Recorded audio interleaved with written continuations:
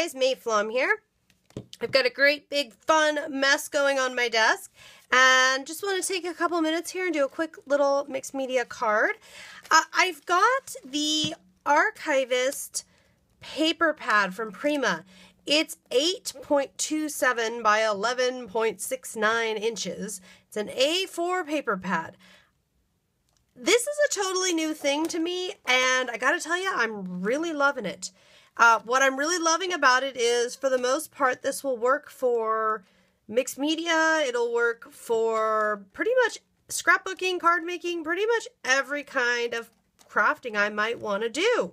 So, very excited to play with that. And what I've done is I took one of the double-sided papers and just cut and stitched some random bits onto the front of a card. And now it's time to get things a little bit funky. So first of all, I have this Prima mixed media stamp. They came out with a whole bunch of really great mixed media stamps, and I'm just going to ink this. I'm using a dye ink pad. You could use StazOn, archival ink, dye ink, as long as it's going to be waterproof. Once it has set, you're going to be just fine.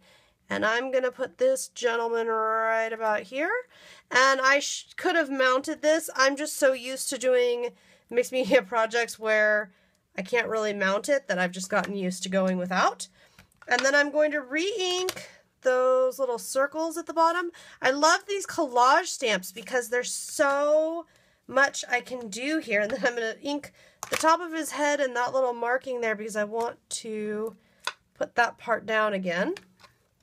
Okay, so stamping's done. I just need to let that dry for a moment, and if I can unbury my heat tool here, I'm just going to speed that along and make sure it's really, really dry. And then I feel like I want to give this gentleman, oh, let's be honest, I want to play with my watercolor pencils. So I'm going to give this gentleman a little hair color, and I'm just going to color in just where there's a lot of black. I'm not going to color in where there's not a lot of ink already. And the reason for that is I'm going to just use a watercolor pencil to blend this all out very nicely. I'm also going to give him a pinkish hue right along his hairline here. We're going to make him have a nice pink complexion. He's not going to look sad at all. Nope, nope. And then I will just need to grab, I need to find, I suppose, first, and grab my water brush, which is hiding from me. Okay, so my water brush is hiding from me. We'll come back to that. It'll show up. It'll show up any moment, because I know I've got the lid. I've got the lid, so I know it's close by. It's just barely hiding from me. And then I want to I'm going to do some boysenberry mist. I treated myself to this mist. These guys I'm trying to be very careful with if I add any new ones to my collection. I am impressed so far. I have not had my one clog at all. So I'm trying to be very careful if I add a new color of this mist because it takes up a lot of space with the way the sprayer is and everything. So being careful with that, and I want to see, first of all, I want to see if I can get it to play nice with me and just give me, just by doing just very slight, in theory, there we go. That's supposed to give me some bigger, just kind of sprayed little bits.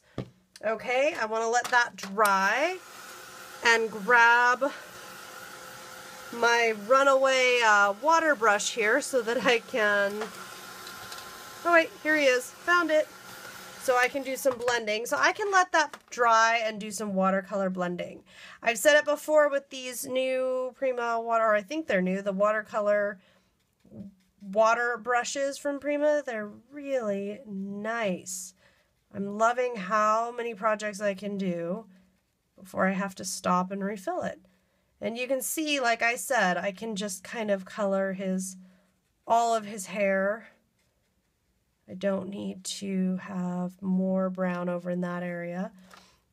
And then I just wipe that off on my finger a little bit or on my hand. And then sometimes I have very strange watercolor stains on my hand. And then I'm just kind of blending that pink color that I put on his face around a bit. It's not really showing up super great. I'm okay with that. I'm not going to worry about that. I want to get another color going here though, so I am going to scratch a little bit of green along my stitch lines because I don't mind if I have some little lines going in those areas. And then I just come back with my water brush and blend that. And if it's too green, which it kind of is for me, I'll just get out my skin tone pencils here and get out a nice dark brown and go over it a bit more with that darker brown.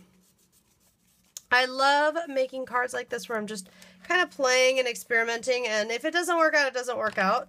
I actually don't even ever have to air this video. I can just destroy it, but I have high hopes for this one. I like where it's going so far, and hopefully things work out here, and I'm gonna have myself a fun card. Okay, next thing I want to do, my mist is almost dry, so that's very good.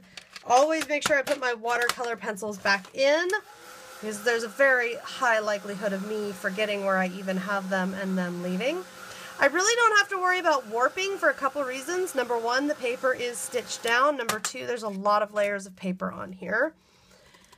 So I want to do a little bit of gold paste. I also want to embellish a bit. I have these Archivist line crystals. Look how beautiful these are. I think these are so much fun. And then I also had, these are very cool. I got 2 packages of these because I couldn't use them because they were too much fun. So I got a second package of these mechanicals, also again from Prima. And these ones, little sayings and things, I think I'm going to use one of these as my, I'm thinking I'm going to use the one that says art. So like I was saying, I got 2 packages because I couldn't decide who got to be used and who's going to be used and who was not going to be used because I wanted to save them all. I couldn't bear to actually use them all. So yeah, they're all around here now. I'm adding a little more brown to the dude's mustache. Add a little more of that pinkish hue for his skin tone. Not too hard, just like so, and I'll blend it back out. Whoops. Blend it back out. And I was kind of thinking about a stencil here, but I don't know what stencil I would want. So when that kind of happens, when I'm thinking, oh, maybe a stencil would be good, but I can't actually tell you which stencil would be a good choice, I'll usually just kind of skip. I'll skip on that. But I will do a little texture paste. So this texture paste is a lot of fun. It'll get all crackly and beautiful when it's set. I stir it up. I don't know if I'm supposed to stir it up or not, but I always end up stirring it up when I first open it up. And it wants to get all over me, of course. Okay, so then I'm just going to get a bit on the back here, and I see a little, no, never mind, I'm okay. And then I'm going to just use this palette knife to scrape some up here. When I'm working with this texture paste, because it's a crackle paste, I try not to handle it too much. I try to be kind of quick with whatever I'm doing with it. And then I will try to be quick about it though, because I'd be quick about it because you don't want to mess with it. As it starts to dry, you want to just let it dry and let it do its thing. But also, you don't want to overthink it. We don't need to overthink it. We're just putting some texture paste down there. We're just adding another little element. And this stuff, better to just let it dry on its own, but if you need to, you can speed things along. I'm still thinking about this guy and where I want my art label. I'm kind of having fun with this. What I'm having the most fun with about this is that I'm not pressuring myself like, oh, it has to be a work of art or it has to be this or that. It can just be for fun, and I am going to spray that. Oh, that time it worked. Okay. It doesn't always work really great for me, just pressing the button a little bit and hoping, oh, and that, look at that. I matched my new mist. Huh. Okay, so I'm just gonna dry this a little bit because I don't want anything falling off as I continue to work. And I am gonna get out, I do think I might get out something to get a little more contrast going. I really like just playing like I am here, where I've got new things to me, I want to try things out, and instead of pressuring myself to, okay, well, you know, it's got to be just so, it's got to be this or that, just kind of saying, all right, well then, go play with it, have some fun, see what happens. So I will put this guy, let's see, there we go.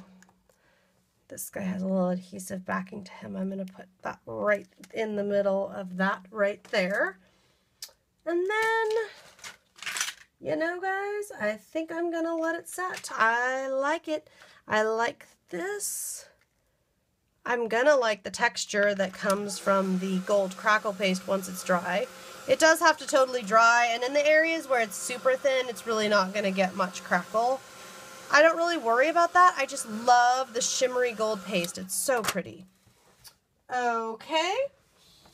So we've got all kinds of fun stuff going on here, and I'm not going to overthink it. I'm just going to have a little fun here.